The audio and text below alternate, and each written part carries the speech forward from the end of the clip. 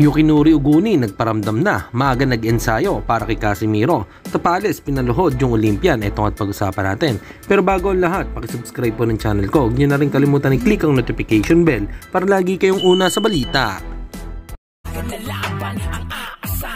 Balita sa mga pambato na isasala, pasabog na video, lahat yan nandito.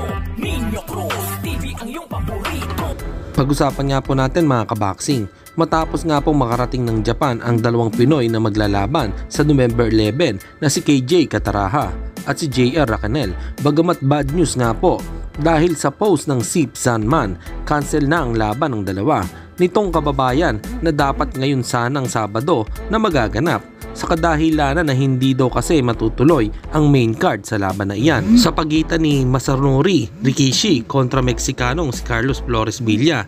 Hindi daw kasi nakarating sa Japan si Flores Villa kaya walang magagawa ang committee kundi i-cancel muna ang laban. Pero ang maganda dito ay tuloy pa din naman ang bakbakan at imumove na lang sa February sa susunod na taon. Ipopost na lang daw nila ang iba pang detalye kung kailan daw ang eksaktong schedule ng laban. Samantalang sa latest video naman na nilabas ng kampo ni Tapales, pinabaksak nito ang ka-sparring niya. Ayon sa caption, isa daw itong Olympian medalist na mas mabilis pa daw kay Naoya Inoue. Pinaluhod lang daw ni Marlon Tapales ang Olympian na iyan, pero kung papanoodin ang video ay hindi naman pinakita kung paano niya pinabaksak at kung anong suntok ang tumama. Kaya napabaksak, makikita lang kasi na lumuhod na lang ito bigla.